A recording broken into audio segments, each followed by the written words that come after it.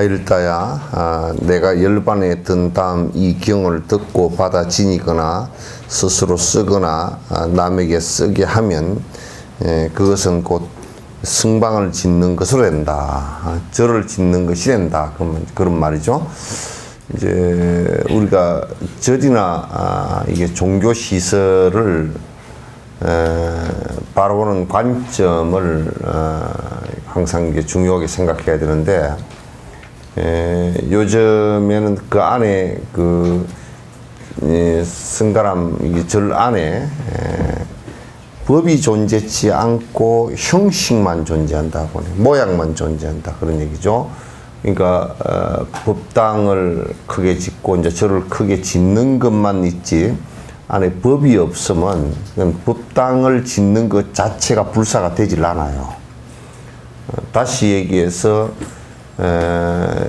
그 안에 법이 유통되는 그 장소가 설사 뭐 대웅전도 없고 아무런 종교 시설을 갖고 있지 못하더라도 법이 유통되는 그 장소와 그 시간이 여기서 말씀하시는 성방을 짓는 것과 같고, 이 경을 설법하는 것 자체, 이 경이 유통되는 것 자체, 경이라는 것이 부처의 말씀이니까 부처의 말씀을 믿고 실행하는 그 자체가 절이고, 그 자체가 깨어있음이고, 그 자체가 건물이고 법당이고, 그렇지 그 외의 것이 아니다, 그런 얘기죠. 그러니까 우리가 이제 성방을 짓고 그러는 것도 그런 목적을 갖고 서는 것이지, 그런 목적이 없이 공부하기 위해서 목적을 가지고 이 법당을 짓고 다 이렇게 하는 것이지, 그로 인해서 중생들에게 이익이 되고 하는 것이지 다른 것 때문에 이익이 되는 것이 아니다, 그 말이죠. 근데 지금은 그런 법은 다 놔두고 형식만 취하고 크게 만들고 화려하게 만들고 돈이 많이 들게 만들고 그렇게 하기 때문에 법이 살아있지 못하기 때문에 이게 곧 이제 망하는 거예요. 형식이라는 것은 그냥 망하게 돼서, 내가 그래서 자주 얘기한 얘기지만 중국의 청나라 말기에 청나라 때도 사실 청나라의 사람들이 불교를 좋아했어요. 그 사람들이 불교를 좋아했던 것은 조금 이제 다른 의미인데, 뭐 과거처럼 당나라나 이런 때처럼 좋아하지는 않았고, 만주족들이 이제 좋아했던 그 불교의 성향이라는 것은 상당히 좀 형식적인 부분도 많이 있었는데, 안에 철학적이거나 이런 것보다는 청나라 그 자체가 철학적인 어떤 것을 깊이 갖고 있지 못했어요. 그러다 보니까 이제 불교를 그냥 좋아하게 되는 좀 막연한 그런 것이었는데, 근데 우리가 이제 청나라도 이렇게 자세히 놓고 보면, 명나라는 이제 유교적인 나라였고요. 그래서 우리가 이게 유교를 많이 중국 명나라 시대 때 우리 조선도 이제 유교를 갖다 주로 이제 받아들이고, 양명학이나 주자학 이런 것을 주로 받아들여서 우리 조선 역시도 유교가 주된 국가였지만, 어쨌든 내가 좀 다른 얘기 하려고 했는데 잊어버렸어. 그냥 생각나면 내가 같이 해줄게. 그래서 만약에 이제 우리가 자꾸 이제 성방을 크게 짓고 이런 것에만 주력을 한다면 별 의미가 사실 없을 것이다. 정신적으로 살아있는 것이 매우 이제 중요하고, 그래서 법이 유통되는 것이 정말 중요한 것입니다. 그러니까 법 유통되는 것을 갖다 우리가 등한히 한다 그러면 이건 불교를 갖다 망치는 일이 되고 말 것이에요. 그래서 이제 청나라에 그렇게 이제 말기에 태어스님이라는 분이 계셨는데, 청말기에 태어스님이라는 분이 지금 대만 쪽에 이렇게 가보시면 돌아가셨습니다만, 인순법사라는 분이 아주 굉장히 큰 어른이 한 분 계셨거든요. 저는 한 20 한 몇 년 전에 그분을 갖다 한 30분 뵀는데, 그때 제가 뵐 때 나이가 거의 89, 뭐 99에 가까웠어요. 근데 그 제자들이 굉장히 뛰어난 분들이 많이 있고, 그분이 이제 태어 스님 제자예요. 중국 그 청나라 말기에 태어 스님 제자인데, 그 태어 스님이 이제 그 하신 말씀이, 출가해서 이제 공부를 하다가 전국을 그 중요한 것은 그 다 둘러보면서 청나라가 망하는 것과 불교가 같이 망한다라는 것을 갖다 다 이 사람이 직감을 했어요. 근데 그 이제 그런 가운데 불교가 이게 이제 거의 그 말법에 이르렀다는 것을 갖다 그 말씀하시면서 주로 무슨 얘기를 하느냐면, 전국 어디를 가도 법이 유통되는 곳이 없다. 형식은 대단히 크다. 큰 절들과 큰 불상과 맨날 복전을 구하는 일들은 수도 없이 많으면서도 거기에 법이 유통돼서 수행을 하는 자들은 보지 못하고 전부 다 어떻게 먹고 살 것인가에 관심이 집중되어 있다. 그래서 그런 정신적인 내용을 가지고서는 청나라도 망하고 불교도 말법을 갖게 될 것이다. 이제 그렇게 결론을 내리고, 전국을 다 돌아다니고 내린 결론이야. 이제 그렇게 하고 그 다음에 이제 하신 말씀이, 그러면 나는 뭘 할 건가라고 했을 때 태어 스님이 이럴 때일수록 제자를 키워내는 것 외에는 방법이 없다. 이제 그래서 이제 그 강원을 만들고 선을 만들어서 이제 그 유론을 만들고 해서 제자를 가르치다가 그게 그 아편 전쟁이 일어나고 그러면서 이제 그 또 국공의 문제가 발생하고 그러면서 이제 전부 다 그 젊은 제자들이 이제 그 장개석을 따라서 이제 그 대만으로 피신을 했던 것이 대만 불교의 시초예요. 인순법사라든지 여러분 지금 그 불광산의 성운법사라든지 이런 분들이 다 그쪽 출신들이에요. 그래서 법이 유통되는 곳에 다시 형식도 살아나고 문화도 살아나는 것이지, 문화만 있거나 또는 그 형식만 크게 갖고 있는 것은 별 의미가 없습니다. 그래서 여러분들 가정 속에도 역시 마찬가지예요. 가정도 그게 가장이 정신이 살아있느냐 있지 않느냐에 따라서 그 아이들도 앞으로 잘 되느냐 못 되느냐 이런 것이 이제 판가름 나는 것이고, 그러니까 형식에 집이 크다든지 또는 무슨 옷을 화려하게 입는다든지 먹는 것이 뭐 어쩌다든지 이런 걸 가지고서는 그 별로 의미 없습니다. 먹는 것은 그냥 굶지 않고 굶어 죽지 않을 정도로 먹으면 상관없고요. 또 입는 것도 헐벗어서 문제가 되지 않을 정도만 상관없어요. 그러나 가장 문제는 정신적인 것이 살아있지 않으면 그게 마치 우리가 음식에 소금이 들어간 것 같지 안 들어간 것처럼 그게 죽게 돼 있어요. 그래서 이제 우리가 부자가 망하는 것이 후대, 2대, 3대를 잘 못 내려가는 이유 중에 하나가, 부자가 되고 나면 전부 다 형식적으로만 그 크게 덩치가 커지고 안에 정신들이 썩기 때문에 문제가 되는 거예요. 그래서 이제 우리나라의 가장 지금 그 문제가 되는 것 중에 하나가 부의 불평등 같은 경우도, 지금 부자나 기득권자들이 그 우리가 노누면서 살겠다 그러면 국가 자체가 문제가 되지 않아요. 그 부탄 같은 나라도 왜 저 나라가 행복 지수가 높으냐면, 가난한 것보다요 더 견디기가 힘든 게 부의 불평등이에요. 평등 한 세계가 열리지 않았다라는 거예요. 그러니까 백성들이 참기가 어려운 것이, 가난한 것은 그래도 참을 수 있는데 가난한 것보다 더 참기 어려운 게 평등치 않은 사회예요. 그래서 지금 한국은 평등치 않아요. 그리고 지금 벌써 문재인 대통령 한 달 조금 이제 남짓되는데도 벌써 기득권자들이 저항을 하기 시작했어요. 앞으로 이제 봐보십시오. 엄청난 돈 안 내놓기 위해서 엄청난 저항을 하면서 미국의 케네디 같은 경우는 암살 바로 시켜버리잖아요. 그렇게 그 자기 주머니에 돈 내놓기는 죽어도 자기가 죽는 한이 있어도 싫어하는 거예요. 나라를 팔아먹으면서도 자기 부만 축적하려고 하는 것이 대다수의 사람들이에요. 그래서 법이 통하지 않으면 망하게 돼 있어요. 아무리 우리나라가 큰 부자가 뭐 GNP가 10만 불이 넘어가더라도 GNP 10만 불이 넘어가더라도 안에 만약에 정신적으로 나누고자 하는 생각과 내가 검소하게 하고자 하는 생각과 내가 남을 돕고자 하는 생각이 없다 그러면 그럼 망해요.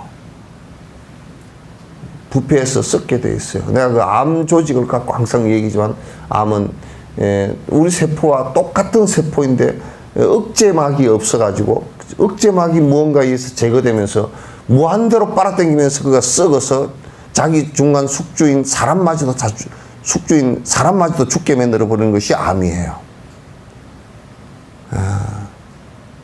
이게 다 이런 요소를 개개인이 다 갖고 있어요. 그래서 부처님께서 욕망을 갖다 부르지 마라. 너도 망하고 국가도 망하고 너네 집안도 망하고 다 망하니까 너 혼자만 살려는 욕망을 부르지 말라라고 얘기를 한 것이. 이런 법이 통할 때 거기에 탑이 솟구쳐오르는 거고 그것이 법당이고 너 스스로 그렇게 할 때 너 스스로가 그렇게 법당이 되고 너 스스로가 법이 되고 너 스스로가 부처의 모습으로 탑의 모습으로 성장하리라는 것을 갖다 말씀하시는 것이지. 지금 장엄이라는 것은 그런 것을 얘기하는 거예요. 장엄이라는 것 자체가 무슨 썩어 빠진 것들 뭐 법당에다 헌금을 바르고 앉았고 뭐 어딘가 서울에 어디는 뭐 법당에다 헌금을 발라놓고 물 단층 헌금보다 돈이 적게 들어간다고 그따구 소리를 했었고 동양 최대 불상이니 동양 최대 뭐 절이니 요런 것만 하면서 아니 동양 최대 교육기관이라고 얘기하는 놈은 한 놈도 못 봤다 그 말이야. 전부 다 절 지으면 지금 전부 다 절을 지으면 지 개인적인 것을 추구하기 위해서 절을 짓는 거지. 지 개인적으로 잘 먹고 잘 살기 위해서 짓는 것이지. 그 절이 지어지는 것이 거기에 중생들을 위해서 지어지는 것은 없단 말이에요. 이게 거기가. 그러나 우리가 이 석천사 같은 조그마한 절이 지어질 때도 처음에 옥형 스님 같은 분도 이건 중생을 위해서 지은 거란 말이에요. 이게. 1599년도에 이 절을 처음 지은 것은 이수진 장군이 임진왜란 때 저렇게 자기를 희생하면서 국가를 갖다 이렇게 그때 만약에 이 장군이 아니었으면 국가는 그냥 끝나는 거라고 뭐 역사에는 가정법이 없다 그러지만 내가 볼 때는 그래요. 근데 이 장군 돌아가시고 난 뒤에 전 국민이 여기에 유교, 불교, 종교도 따지지 않고 서민, 무슨 뭐 천민 무슨 양반 따지지 않고 전부 다 이 장군과 더불어서 같이 해서 절하는 거고 해서 국가를 구한 그 정신을 갖다가 기리기 위해서 이 절을 지은 거 아니에요? 누구의 개인의 편안한 안위를 위해서 지은 거 아니에요. 기독교나 그 캐톨릭도 다 마찬가지예요. 기본적으로 백성을 위하는 정신이 아닐 때는 다 죽게 돼 있어요. 다 얼마 안 가서 없어지게 돼 있어요. 왕조도 마찬가지예요. 왕조 독재라는 게 뭡니까?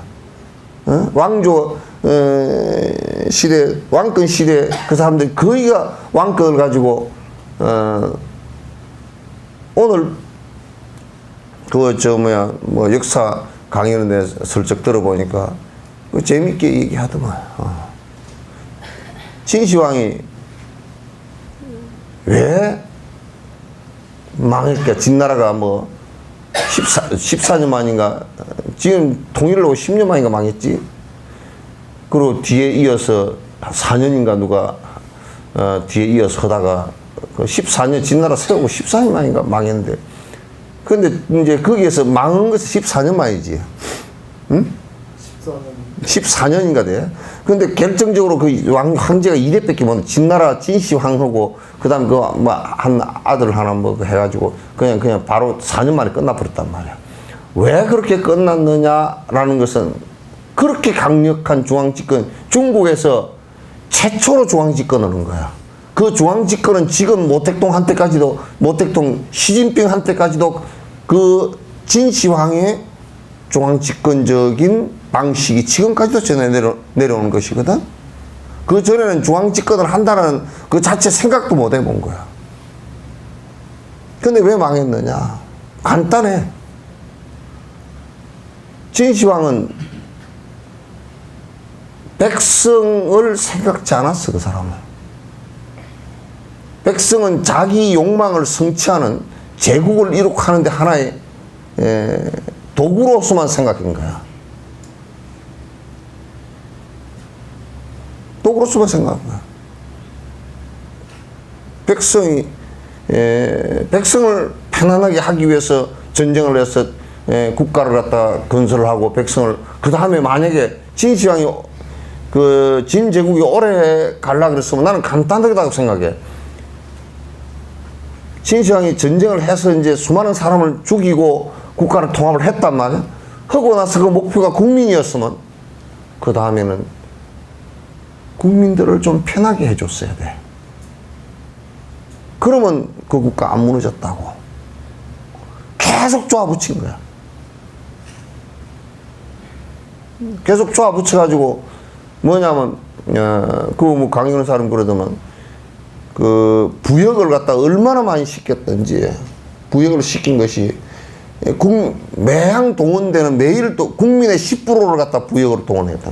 그러니까 그 안에 한 가족이 10명 있으면, 옛날엔 대규모 뭐 대가족이었으니까 10명 있으면 일할 수 있는 제일 일 잘하는 한 사람을 무조건 부역으로 다 뽑은 거야. 그러면 이제 1년 내 부역을 해, 그 사람은. 안 하면 법으로서 바로 그냥 법가였으니까, 법으로서 다스리는 국가였으니까. 그래서 나중에 국민들이 지치고 지쳐서 나중에는 유방한테 망하고 말았거든요. 그러니까 이게 이제 무슨 얘기냐면, 불교의 가장 핵심적인 부분은 내가 바로 볼 때 법이거든. 내가 법다이 되는 것이고, 법다이 되는 것이고. 그래서 가장 좋은 방식은 이 몸이 법당이 되는 것이란 말이야.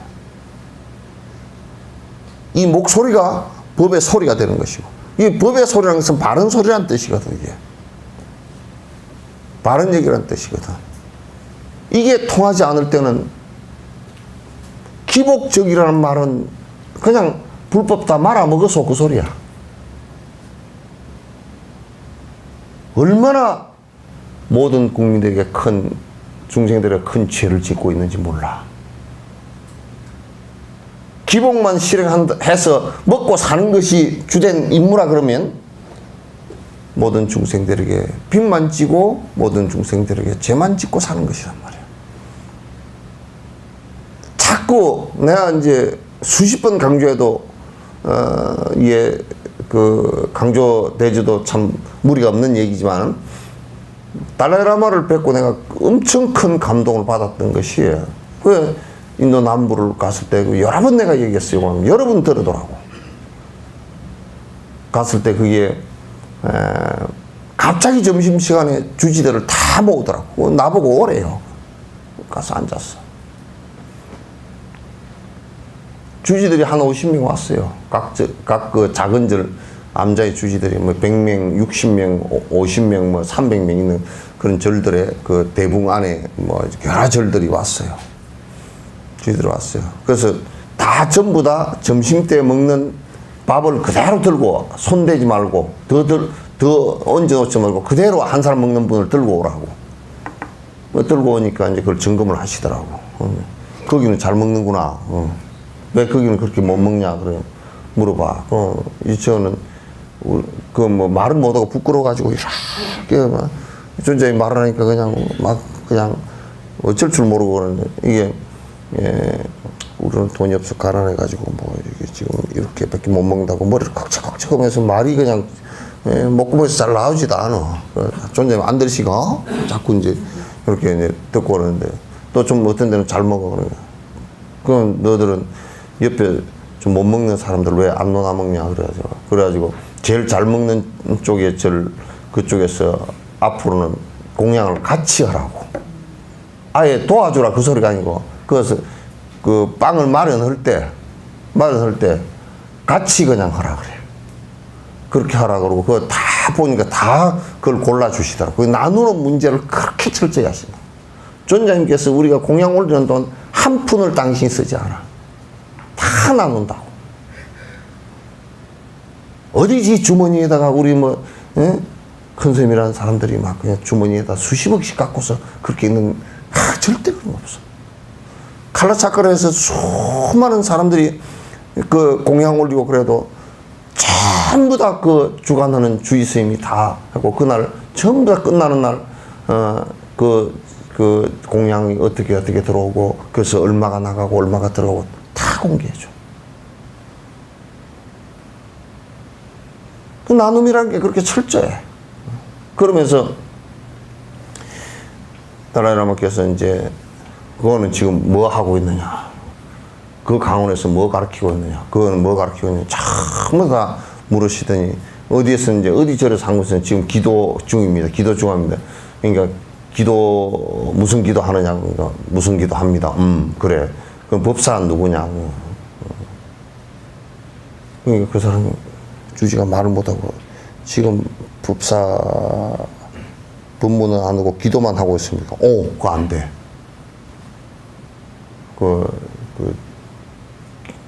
법문을 요청하지 않으면 기도를 하지 마라 그러더라고. 그러니까 그 주지가 얼굴이 파래가지고, 법사를 요청해서 법문이 없는 기도는 삿대지기 때문에, 그거 오래 하게 되면 분명히 삿대지기 때문에 하지 마라. 기도라는 것은 이 법문 안의 내용을 실천하기 위한 원력과 참여의 얘기지. 그게 이제 한국 사람들, 아이고, 그 스님 목소리가 좋아서 기도로 간다고. 그 스님 기도를 참 잘해. 곧다고 소리를 해서 돌아다니고 하면서. 얼마나 천박하고 얼마나 그 낮은 레벨인지 몰라.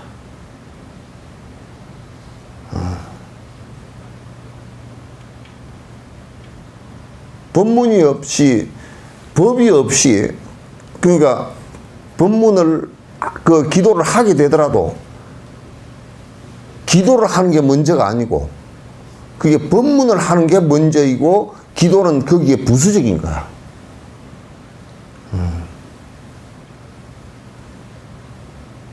이게 이제 한국 불교에 안 되니까 지금 다 사람들은 다 정신들은 깨어있고, 옛날처럼 못 먹고 살아서 혼통 난리치는 세상은 아니고, 옛날에 못 먹고 살 때는 법은 두체 문제고 전부 다 그냥 빌어가지고 내 먹고 사는 일에만 관심을 기울였지만은, 그것도 그렇게 해도 뭐 되지도 않았지만은, 그러나 지금은 그런 시대를 벗어났으다. 이제는 다 생각을 갖다가 바른 법을 갖다가 원하고, 원하지 않더라도 바른 법을 들으면 그것을 갖다 내가 수용하려고 하는 이런 상황들이 자꾸 이제 점점 이루어지고 있단 말이에요. 그래서 이제 얘기했잖아. 아일다야, 미르가 만일 내가 열반에 든 다음이라도 이 경을 듣고서 받아지니거나, 이 경을 듣거나 받아지니거나, 필사를 하거나, 남에게 쓰게 하거나, 그렇게 남에게 설명을 하거나, 이러면 이건 절을 짓는 것과 다른 것이 없다. 아니다. 절을 짓는 것이 우선이 아니라 그게 법이 유통되는 것이 우선이다. 항상 이제 이 말씀을 하시죠. 그러니까 성자들이, 예수도 그랬고, 공자도 그랬고, 부처도 그랬고, 다 그분들은 절 짓고, 뭐 크게 만들고, 이런데 무엇을 했던 분들이 아니야. 다 검소하게 살고, 다 바르게 살라고 다 가르치고, 그 당신네들 다 정진해서 성취하셨고, 그렇게 했지, 크게 만들고 크게 무엇을 하고 이런 데 있지 않았다고.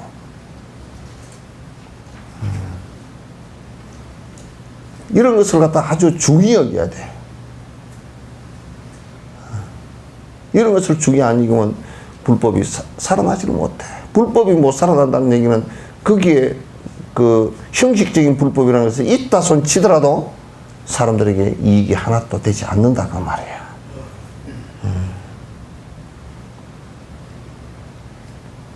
붉은 전단 향나무로 높이가 8그루의 수다라만큼 되고 잘 장식된 32칸짜리 전당들을 지어 100천이나 되는 비구가 그 가운데 살며 거기에는 동산 목욕하는 곳, 또 포행해서 경영할 곳과 선정하는 방도 있고 의복, 음식, 침구, 향악과 일제 악기가 가득하다. 이와 같은 성만과 전당과 누각들은 백천만억으로 할 수 없다. 이런 것들을 가지고 앞에 나타나 나와 비구들을 갖다 공양하는 것은 된다. 이 경을 설법을 한다 그러면 부처님에게 공양 올리는 것의 첫 번째란 말이에요. 이 법공양의 가장 첫 번째라고. 사람들을 만나서 여러분이 진솔한 부처님 말씀 한마디 전해주는 그것이 법당 수천 개를 짓는 것보다 공덕이 더 커. 근데 우리는 다 입이 딱 붙어 있어. 만나면 딴 얘기야.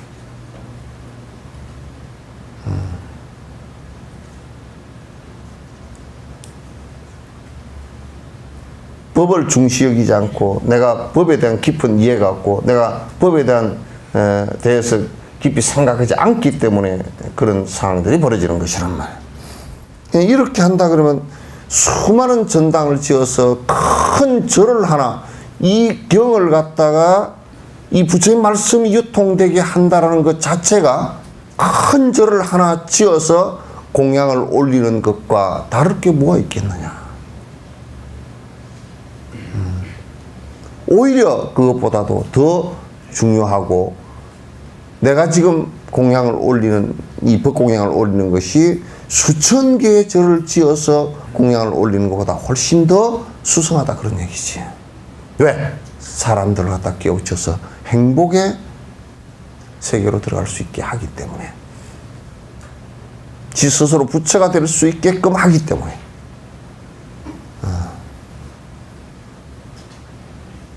이걸 우리가 놓쳐서는 안 돼.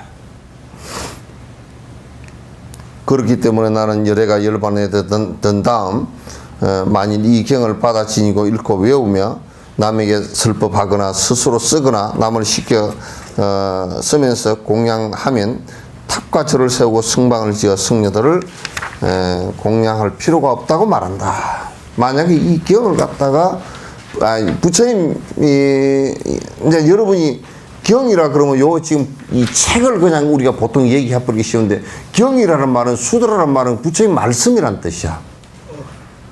책이란 뜻이 아니야 이게.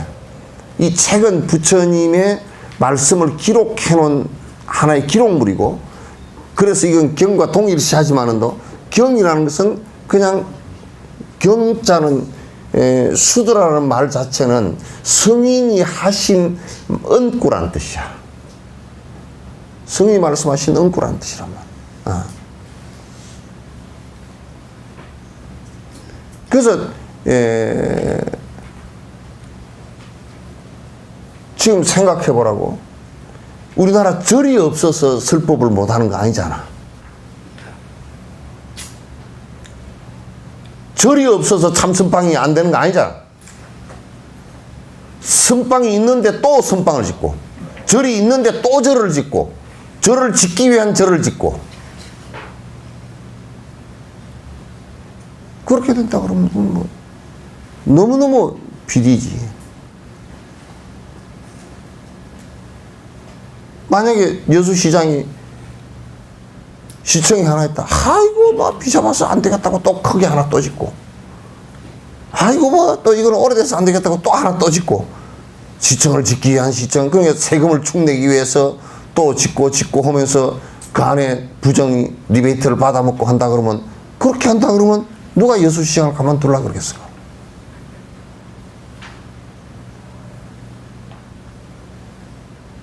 가만둘라 그러지 않을 거란 말이야.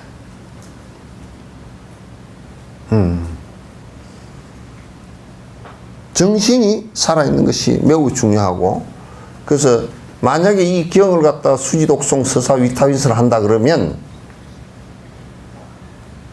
네가 그 사람 보고 절을 지어라 그 소리 하지 않는다고 말이야.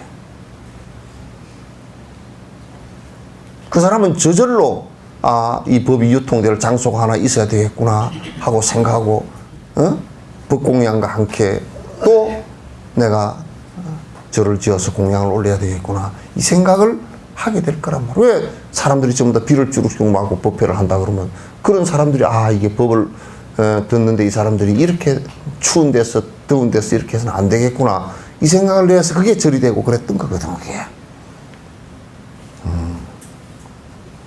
절을 지어서 수사타 장자가 부처님께 절을 지어서 바쳤던 것은 그거는 여러 수행자들이 공부해서 법을 갖다 우리에게 말씀해 주라고 지은 거 아니에요, 그죠? 그 외에는 뜻이 없어. 그러니 부처님께서도 그 등기가 어떻게 되고 그런 것은 관심이 하나도 없었어. 그래서 그냥 아주 자연스럽게 그 대중이 그냥 누구 재산권 없이 누구 거라고 한 거 없이 그대로 1000년, 2000년을 갖다 그대로 이어서 수행자들이 살아온 터전이 됐단 말이야.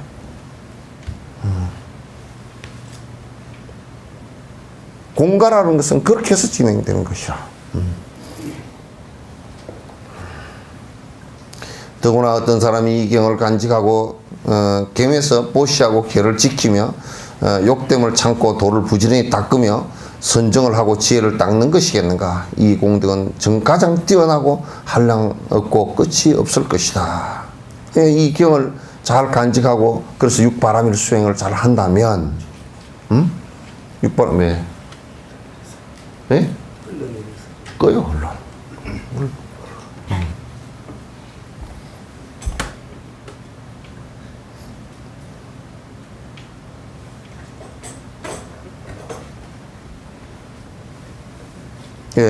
육바람일 수행을 갖다 잘 한다 그러면 이 경의 가르침대로 육바람일 수행을 갖다 잘 한다 그러면 실제 실행을 한다면 그런데 더 말할 필요가 뭐 있겠냐.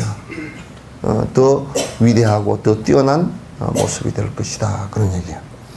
비유하면 허공이 동선이 아니고 동서 남북과 사간방 그리고 위와 아래가 한량없고 끝이 없는 것과 같이 이 사람의 공덕도 또한 이와 같이 한량없고 끝이 없어 모든 것을 낱낱지 않은 지혜를 빨리 일체 종지를 빨리 이룩하게 될 것이다. 이렇게 한다면 그 사람 공덕도 마치 저 허공의 동서남북 동쪽이라 그래도 동쪽을 우리가 놓고서 이렇게 쭉 보면 동쪽 끝이 끝이 없잖아. 끝이 안 보이잖아. 어디쯤 되는지도 알지도 못하고. 동서남북의 끝이 어디 있겠어? 그렇게 공덕이 크단 말. 왜? 우리가 헤아리기 어려울 정도로 욕심을 버린 정말 행복하고 일체 중생이 다 필요로 하는 대자비스러운 모습으로 탄생을 할 수 있기 때문에 그런 것이야.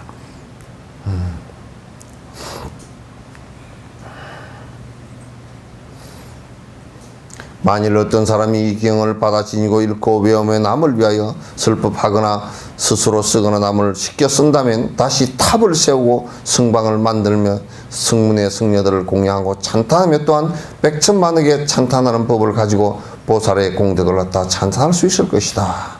이렇게 하면 그 법이 유통되는 곳에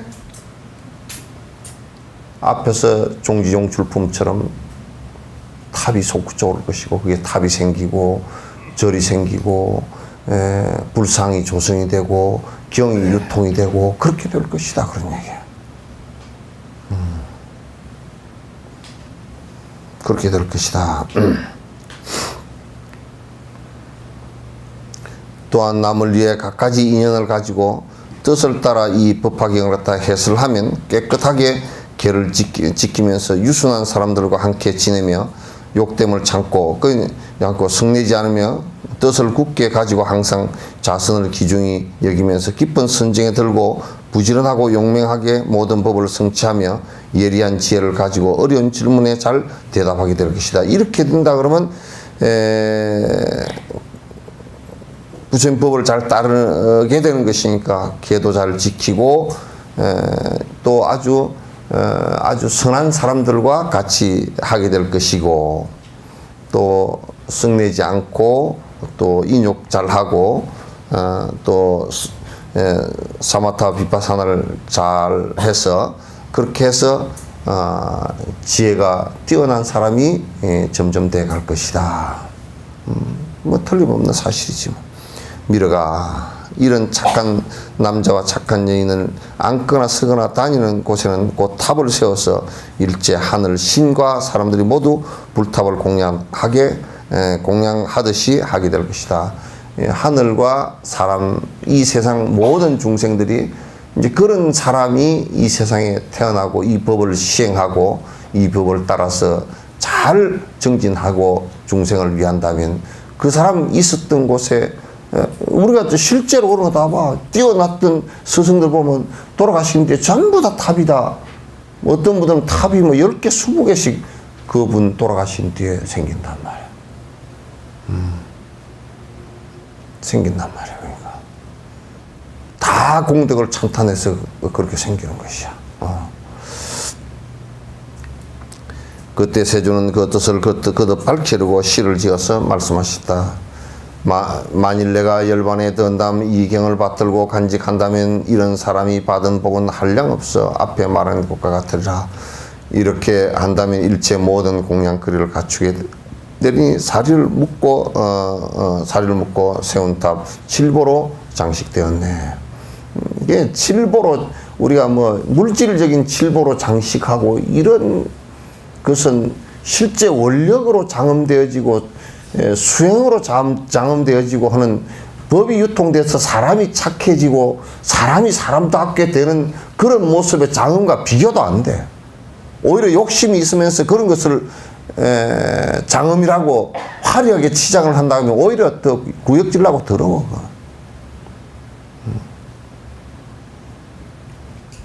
어떤 여인이 화장도 하나도 하지 않고 아무것 옷을 허름하게 입었어도 옷을 깨끗하게 입고 만약에 그분이 정신이 또렷하고 남을 위해서 도울 생각을 내고 자비심을 내고 보리심을 냈다 하면 화장 하나 하지 않아도 얼굴이 아름다운 모습이 될 거란 말이야. 욕심이 가득하면서 온통 몸에다 수많은 보석으로 사치를 하고 비싼 옷으로 치장을 하더라도 천박하기가 그지없을 거란 말이야. 달라이라마께서 그런 말씀을 하신 적이 있어요. 누가 건축업자가 건축 전공하는 사람이 그때 가서 그런 질문을 한 적이 한 번 있어. 그게 언젠가 한 뭐 초기였을 거야. 법문의 초기였을 거야. 그 질문 다람살라를 어떤 도시계획으로 티벳 전통 가옥을 전통 도시 건설을 할 것입니까? 그렇게 물으니까 나는 그 생각 해본 적 한 번도 없대. 비만 피하고 바람 피하고 추위만 피하면 됐지. 뭐 다른 건 생각해 본 적이 없다는 거야.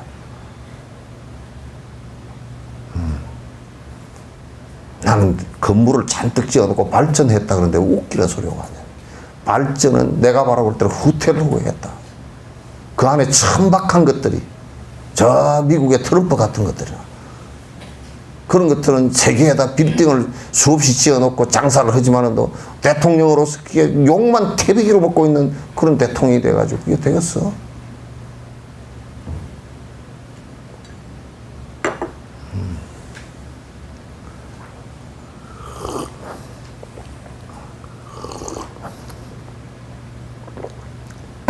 국가차냐?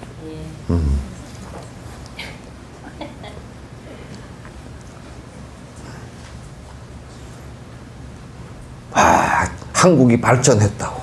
그런데 한국이 발전했는데 자살하는 사람이 왜 그리 많나? 뭘 발전을 했다는 얘기야? 뭐가 발전했다는 얘기야? 한국이 그렇게 발전했으면 남북 통일 문제, 전쟁이 벌어지면 수백만이 죽을지 모르는 저런 상황 하나를 극복할 생각을 못 내는데 뭐 발전을 했다고? 전부 다 머리통들은 전부 다 젓갈통에다 다 집어넣었잖아? 뭐 발전을 했다고? 집 지어놓은 거?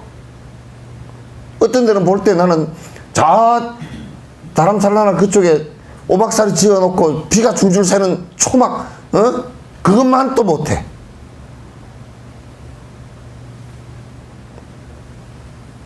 무슨 발전이라고. 차 타고 빨빨 그러고 돌아다니니까 좋은 차, 차라고 돌아다니니까 좋은 차 타고 돌아다니는 것 때문에 미세먼지에서부터 시작해가지고 지구온난화까지 이 지구상에 있는 모든 생명체에게 피해를 주는데 뭐가 발전했다고.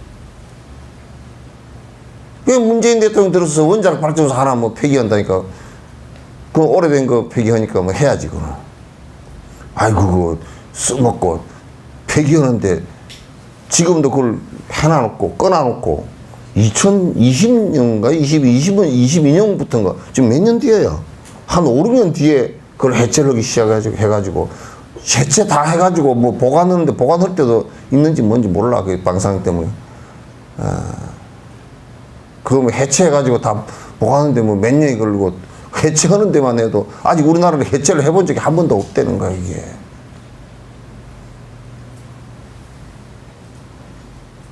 참 보통 문제가 아니야. 돈도 1조 원 들어간대.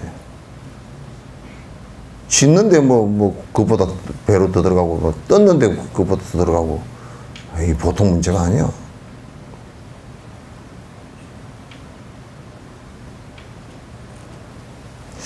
나는 그거 연구하는 것보다 태양에 열이 많다니까 그걸로 좀 빼다 좀 쓸 수가 없을까. 그렇다 물을 데워다가 좀 온수를 쓰고 좀 하면 안 될까. 그것도 방사능이 워낙 심하다니까. 그럼 뭐가 발전했다고?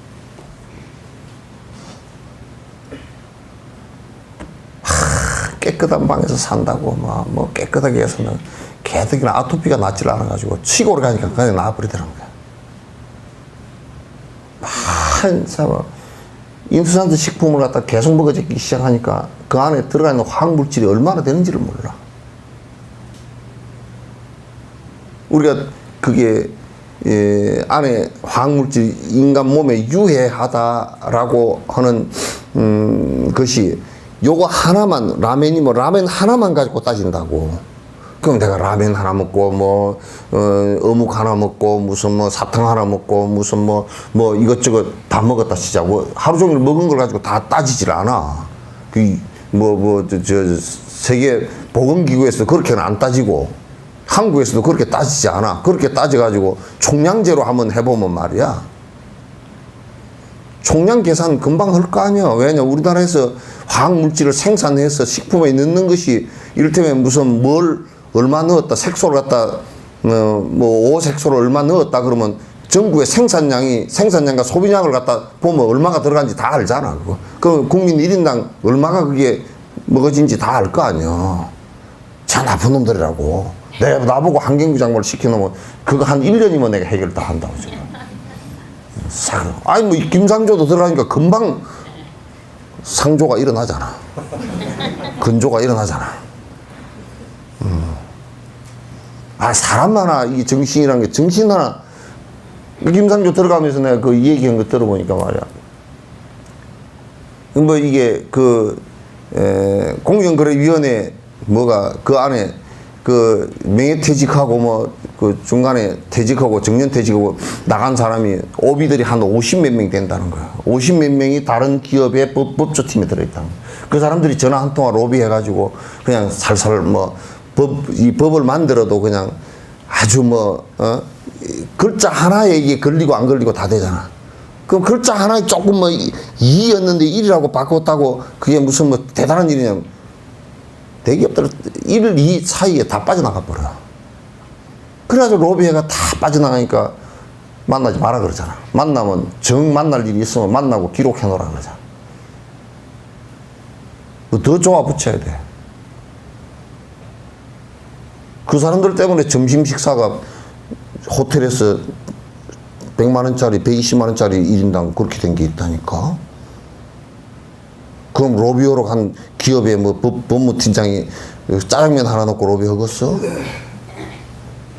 4천짜리 하나 넣고 로비 하겠냐고.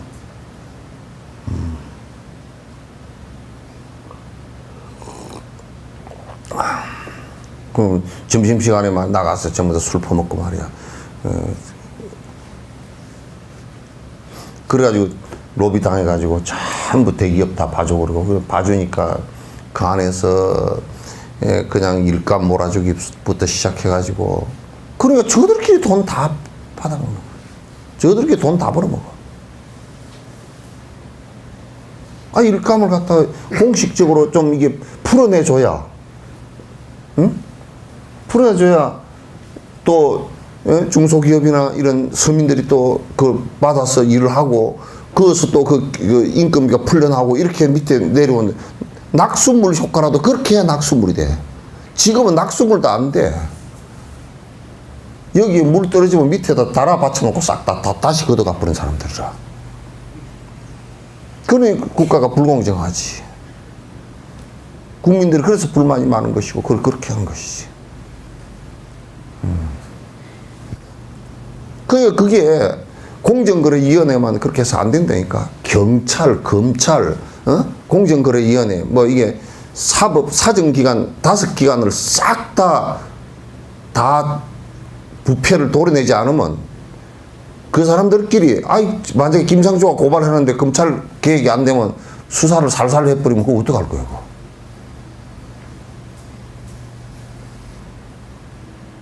잡아 넣으라 그랬고, 검찰, 고발해 놓으니까 뭐 슬슬 해가지고 다 빠져버리면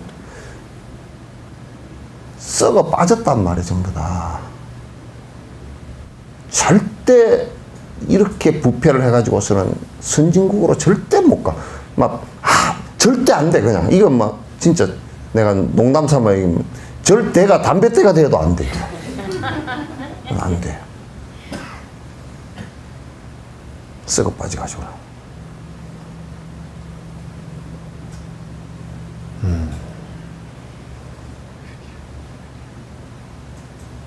적극적으로 계획을 하도록 밀어줘요. 그게 정말 바보 같은 사람들이, 서민들이 계획을 갖다가 왜 기득권자들이 뭐 껌딱지 하나 주면 그게 그냥 감업해가지고 찍어주고 뭐 또 그 사람들을 옹호하고 이런 또 시비를 걸고 나오면 저 이제 아마 계획을 해 나가는데 아마도 그 계획하는 앞에 선 사람을 죽이려고 뭐가 있으면 문건 다 내놓고 그냥 뒤집어 엎고 이제 보수 기득권 언론들이나 다 그렇게 할 거야, 이제. 여러분이 한 6개월 사이 한번 봐봐. 피비린내 나는 싸움이 벌어질 거니까 한번 봐봐. 전쟁보다 더 심해, 저거는. 전쟁은 차라리 총칼 들고 그냥 서로 죽이긴 하지만, 전 죽이지도 못하고. 계획이라는 게 더 어려워. 혁명보다 계획이 더 어려운 게 그래서 어려운 거야. 그러나 우리가 그런 국민들을 위하는 이 정신이 살아있지 않을 때는 그 국가 자체는 그냥 죽은 시체야.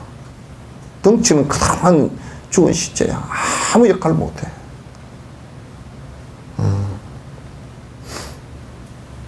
아무 역할 못한다고.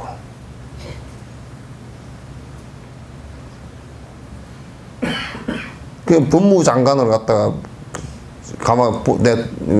들리는 얘기는 법무장관을 갖다가 찾지를 못한대, 사람을. 계획을 해낼 만한 사람은 또 이제 뭐가 좀 걸리는 게 있고, 뭐 또 인물 위주로 뭘 해놔놓으면 뭐가 또 내가 옆에서 볼 때도 그런 것 같아.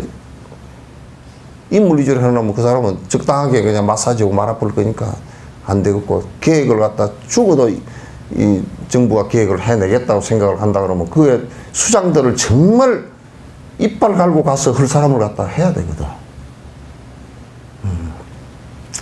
그렇지 않고서 어떻게 그걸 갖다가 국가를 갖다 바로 잡겠어.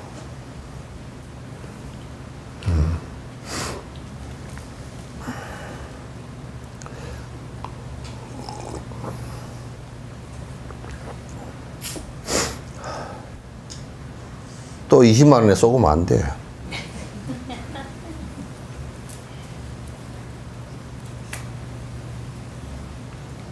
$20만 원에 쏘아가지고 뽑아놓으니까 그냥 얼마나 세상에 우리가 뽑았던 대통령을 갖다가 대통령이 감옥에 앉았으니 얼마나 국민들이 괴롭겠어. 국민들이 지금 박근혜 전 대통령은 자기가 피해자로 생각하지만 실제 피해자는 국민들이라고.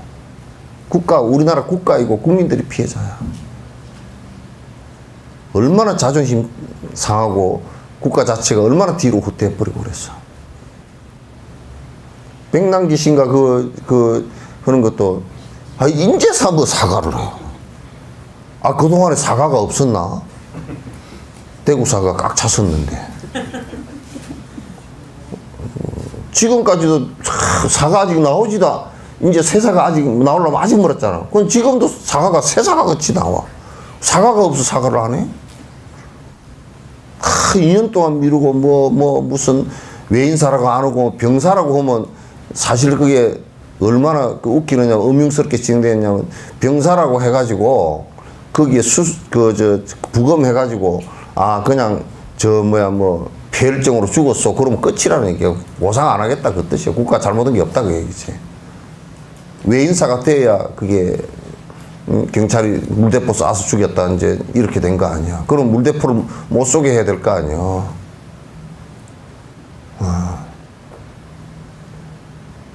누가 그러더라고. 조은지 말고 김진태인가 그러면 나와가지고 그런 소리 했었대. 그 물대포 그렇게 쏘아가지고 안 죽는다고. 그럼 지보고 한 맞아보라 그러지. 얘기 할 것도 없어. 지가 그 물대포 그 정도 세게 사는데 가면 직장으로 한 맞아보라 그러지. 사람이 팍 밀려나가 버리는데. 그리고 왜 입으로 떠들지 말고 내가 이렇게 맞아도 안 죽으니까 괜찮다고 지가 한번 맞아보라 그러지 가서. 뻔뻔스러운 놈 같아라고. 노인네가 60이 넘은 노인네가 가서 화면이 다 있고 맞아가지고 바로 문제가 생겼는데 그건 그렇지 않다고 그렇게 주장. 너무 기가 막힌 주장들이야. 경찰이 이제 청장이 이제 사과하고 이제 웃기는 소리가 많아서.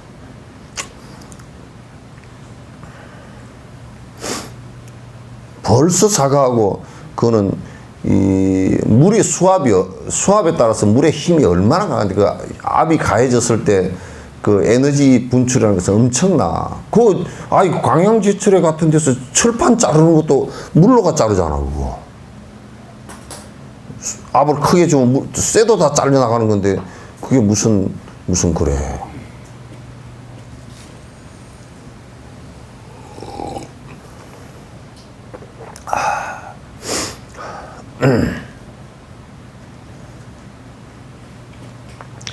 항상 기본적으로 이런 생각을 가져야 돼요. 항상 기본적으로. 그래서 지식도 풍부해야 되고 도덕성도 풍부해야 되고 도덕성이 풍부해야 그 사회가 편안해.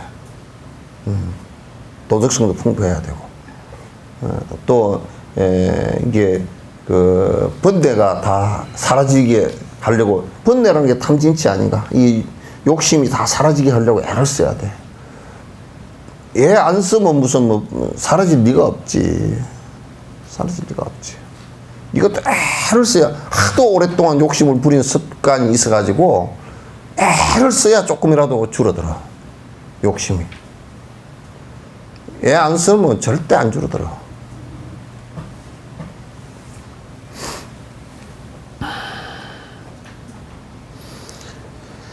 높고 넓은 그 표찰 점차 가늘어져 범천에 솟고 천만억의 보배방을 갖다 바람에 묘한 소리를 내노라.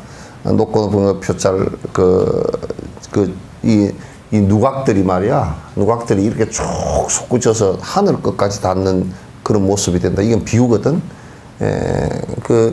자꾸 중생을 위하고 내가 욕심을 줄이고 중생의 고통을 덜어주려고 애를 쓰면 그 사람의 삶이라는 게 마치 탑을 쌓듯이 점점 큰 탑으로 이 세상에 솟구쳐 오를 것이다. 우리가 탑을 짓는 것도, 탑을 지어서 부처님께 공양 올리는 것도 그와 같이 나도 이와 같이 공덕을 짓겠습니다라는 발언이란 말이에요, 이게.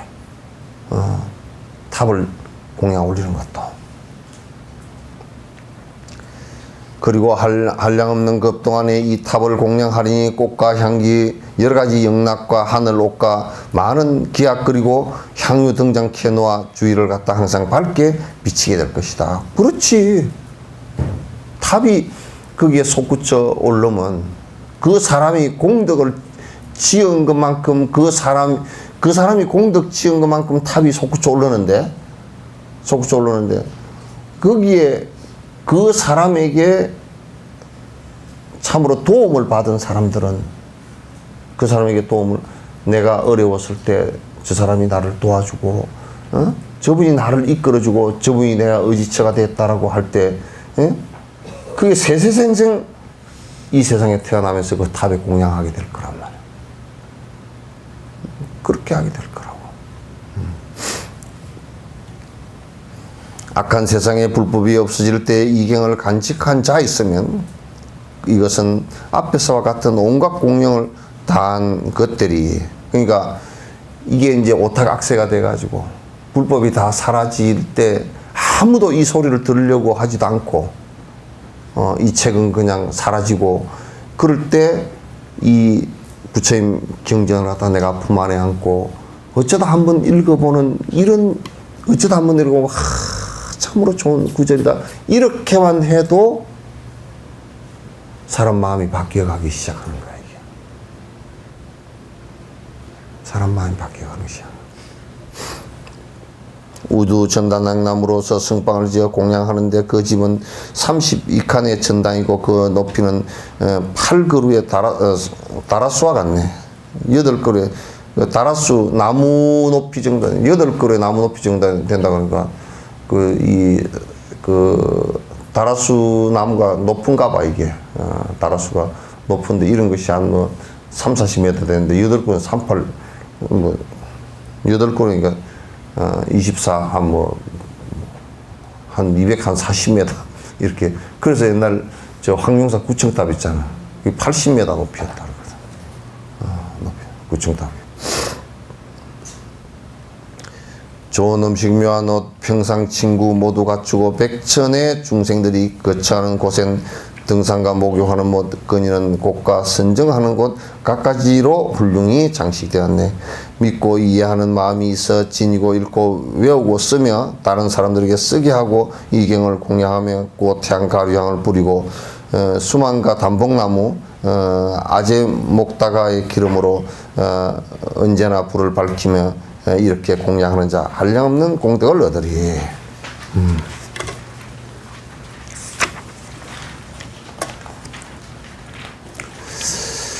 공덕이 가없듯이 공덕이 끝이 없듯이 이 복덕도 이와 같은데 더구나 이 경을 간직하고 보시하고 계율을 지니며 인욕을 하고 선정을 하고 정진하고 성내지 않고 악한 말도 없이 탑을 공경하고 비구들을 겸손하게 대하며 제노라 하는 마음을 떨쳐. 이 제노라 하는 마음이 뭐냐면 지잘났다 그 말이에요.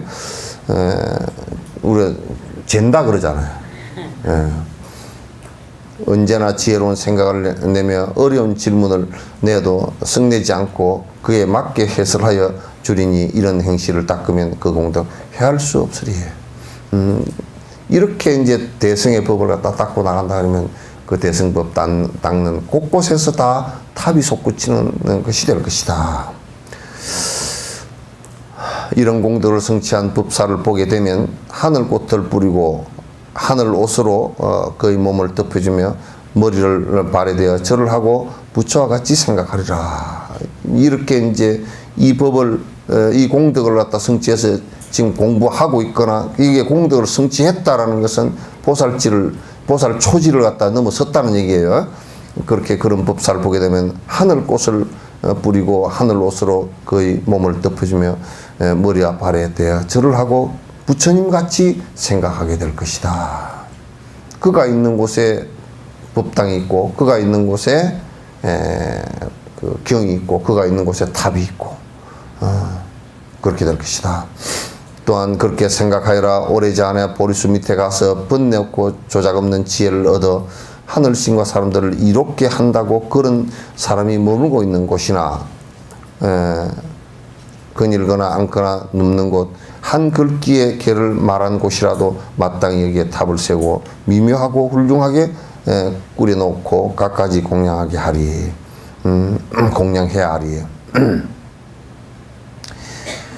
부처의 제자 이곳에 머물면 부처는 곧 그를 받아들이고 항상 그 가운데서 거닐거나 앉고 눕곤 하리라. 일상적으로 우리가 이제 수행을 갖다가 하나하나 이렇게 해 나가면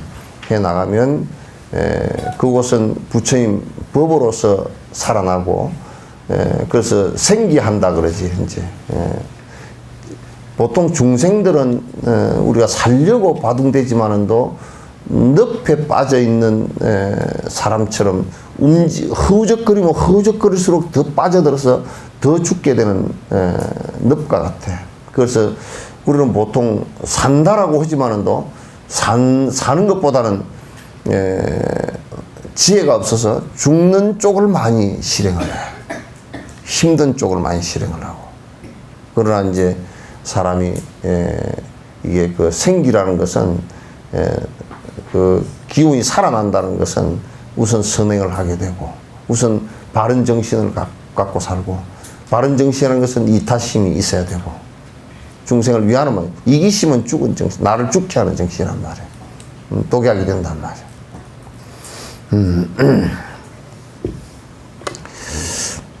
묘법 인하경 제6건이라 수의공덕이라. 참 이게 수시라는 말이 참 이뻐요. 말이 참 좋아요. 이 선행을 보고서 선행을 듣고서 긍정하는 것도 수시고 기품으로 따른다는 뜻이거든. 선행을 이 법을 듣고서 그거 그래 깊은 마음이 일어나는 것을 수이고 그러고 그걸 듣고서 실제로 자기가 행동으로 옮겨가는 것을 또 수이라 그러고 기품으로 따른다 그러고 또 그런 그 좋은 선행이 있고 그런 것을 보고서 또 참으로 좋은 일이구나 하는 것을 또 수이라 그래. 그 찬탄이라 그래. 또 그러면서 좋은 선행이 있을 때 그 선행을 보고서 그대가 그렇게 하는구나. 그래 나도 깊은 마음으로 그대를 따라서 동참하리라 하는 수의 동참이고 이 수의 찬탄과 수의 동참 이 수희라는 말이 굉장히 중요해요. 공덕을 수의한다는 말은 뭐냐면 우리가 보리심을 발해서 일체 중생을 위하고자 하는 행보리심인 육바라밀을 행하는 모습을 보고 또는 일체 중생을 위하겠다는 서원을 세우는 것을 보고 내가 잘못했다라는 것을 참여하는 것을 보고 이런 것을 보고서 내가 깊은 마음을 내고 나도 거기에 따르겠다라는 생각을 내고 또 거기에 나도 거기에 동참하겠다라고 하는 생각을 내는 것을 갖다 수의 동참, 수의 찬탄 그렇게 얘기하는 거라고.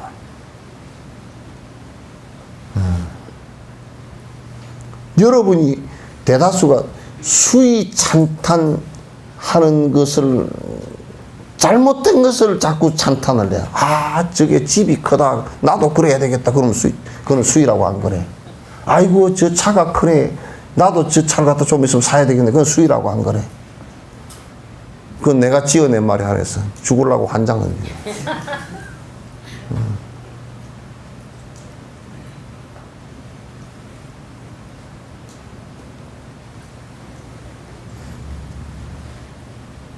수의라는 말이 그랬다. 우리는 불법에 들어서 수의라는 말이 그렇게 아름답더라고.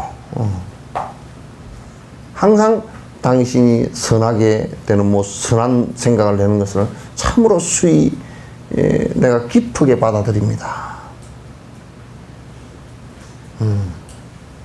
내가 기쁘게 받아들여요.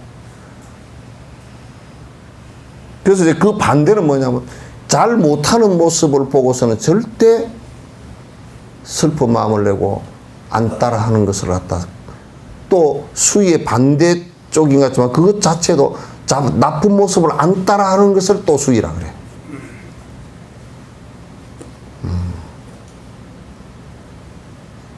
나쁜 것을 안 따라하는 거. 그래서 수의 공덕이라 공덕을 갖다 항상 내가 희자는 깊을 희자란 말이야. 내가 참으로 깊은 마음으로 내가 받아들이고 따르고 행동하겠다 그런 뜻이에요. 그래서 스승의 모습을 보고 수의한다. 내가 스승의 모습, 스승의 가르침을 갖다 잘 받아들이고 내가 깊은 마음으로 받아들이고 내가 그걸 실행을 한다. 그러면 수의 공덕과 수의 찬탄을 갖다 하는 것이란 말이에요. 찬불가라는 것은 수의 찬탄하는 노래야. 부처님을 갖다 수의 찬탄하는 거야. 그분이 이룩한 공덕들을 갖다 수의 찬탄하는 거야.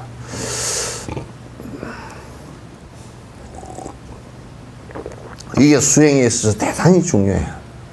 아주 매우 중요해요.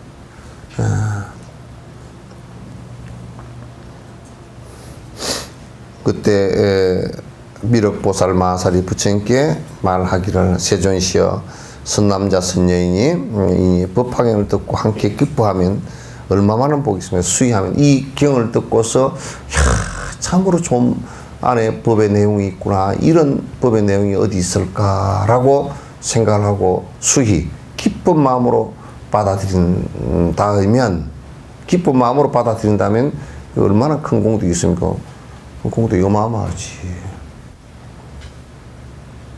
이 지구를 하나 통째를 갖다 공양 올리는 것보다 더 크지.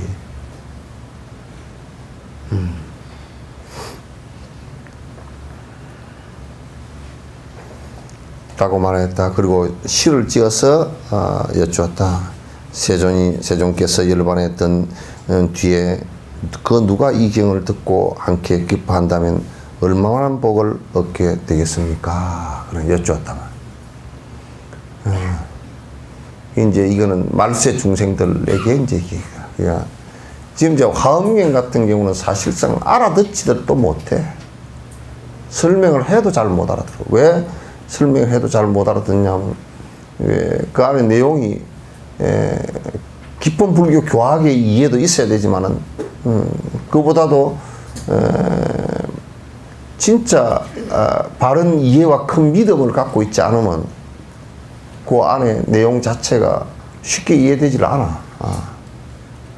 이 법화경도 역시 마찬가지로 이게 지금 그 보살이 세세생생 윤회하면서 일체 중생을 갖다 건지고자 거듭 윤회하는 이 내용들을 쉽게 받아들이기가 그렇게 안 된단 말이야. 쉽게 안 된단 말이야.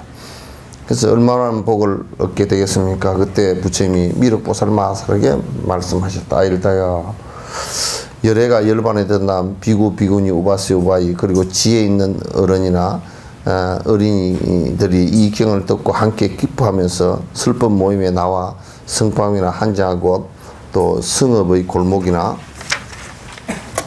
부락 발 등 다른 곳에 가서 그가 들은 대로 또 부모 친척 아는 착한 친구들에게 힘 잘하는 대로 설교하고 설법하고 그 사람들이 듣고 함께 기뻐하면서 다시 전달하고 또 다른 사람들이 듣고 나서 역시 함께 기뻐하면서 전달하여 그렇게 50번을 전달하였다고 하자. 그럼 50번을 전달하면 몇 명 전달했어요? 50명이잖아. 예? 봐봐요. 내가 이 사람한테 법문을 들었어. 이 사람이 법문 들었어. 이 사람이 가가지고 한 사람한테 이고, 이 사람이 가서 이렇게 이고, 이 사람이 가서 이렇게 이고. 부처님 때는 그랬단 말이야. 부처님께서 말씀을 하시면서 잊어버릴 것 같은 것은 이렇게 말씀하시고 꼭 이걸 시로서 얘기를 해줘. 그걸 그 자리에서 다 외워. 노래처럼 다 가르친단 말이야. 그래서 시로서 다 외워서 그걸 갖다 그대로 가서 그 설명을 못 해주는 사람은 가서 그대로 노래를 읊어. 우리 스승께서 오늘 이렇게 말씀해 주셨다. 전달은. 들은데 참 좋아. 야, 스승이 그렇게 말씀해 주시냐고. 그럼 이 사람은 또 그 노래를 갖다 배워. 그 개성을 배워. 또 가서 이제 이 얘기를 해줘. 그렇게 해서 부처님께서 바이샬리 같은 데서 법문하실 때는 수십만이 옛날 2600년 전에 수십만 모인다는 것은 상상을 초월하는 일이거든. 그렇게 해서 모이는 거야. 우리는 나가면 입을 닫고 있잖아. 10년을 들어도 불법이 뭡니까? 아이고, 난 잘 모르네.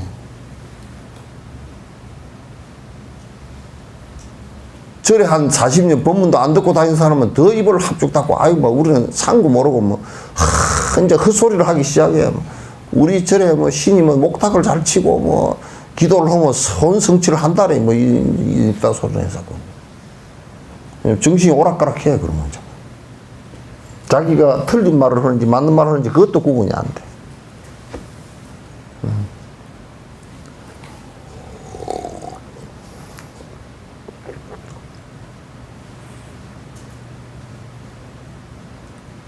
법이라는 것은 듣고 이해가 되지만 제일 중요한 것은, 그래서 수지, 독송, 서사, 위타인설, 남에게 다른 사람을 적어도 다른 사람을 갖다 고통에서 구해줄 생각을 갖는다면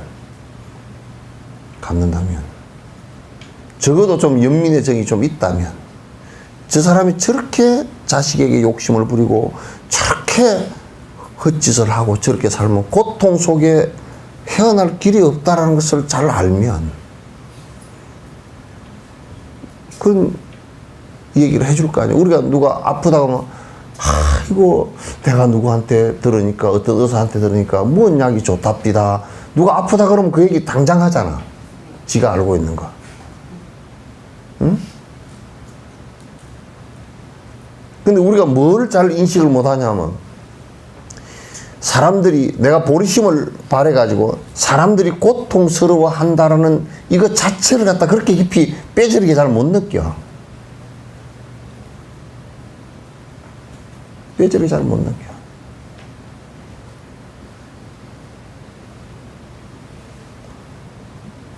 그러니까, 그렇기 때문에 거기에 처방전인 부처님 말씀을 갖다 그 사람에게 해줄 생각을 별로 하질 않아. 특히 한국 불교에서는 지금 한국 불교 기관들에 있는 사람들, 뭐 총무원이고 무슨 동국대학이고 무슨 뭐 있는 사람들은 너무 불교에 대해서 무식해.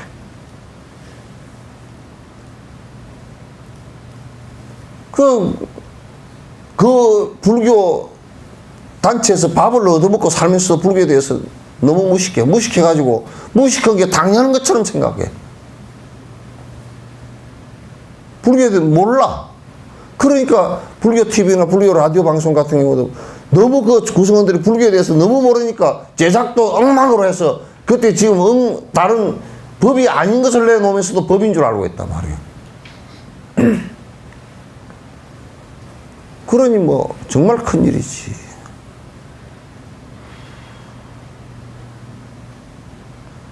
정말 큰일이지.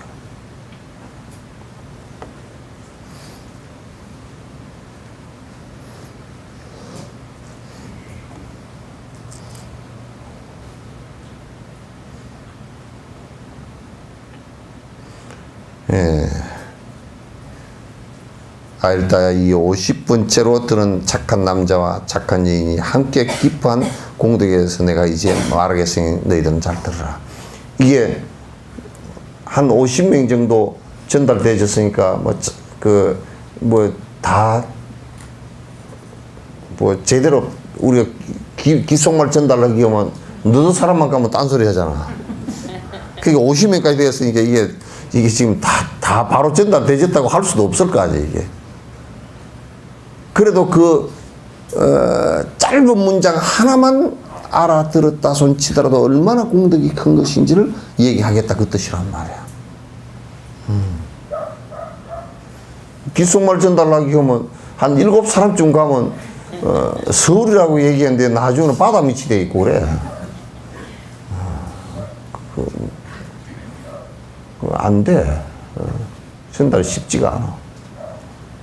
참, 그런데 불교는 이게 보면 전달이 참 잘 됐어. 그때 암기하는 것하고 범어 자체가 아주 노래야, 노래. 범어로 이걸 지금 우리가 티베트 연부를 들어봐도 참 이쁘잖아요. 그죠? 범어 연부를 들어보니까 정말 작곡하지 않는 그냥 우리 아리랑 부르는 것 같아. 그러니까 그게 그냥 가사 그 자체가 그렇게 되게 돼 있어.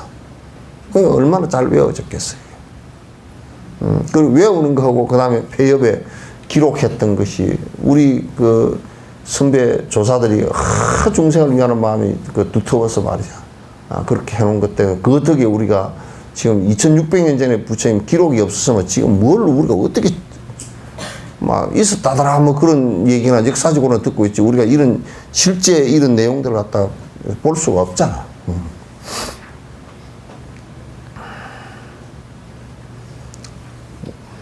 공덕을 다 얘기해버리면 재미없으니까 이건 다음 주에 합시다.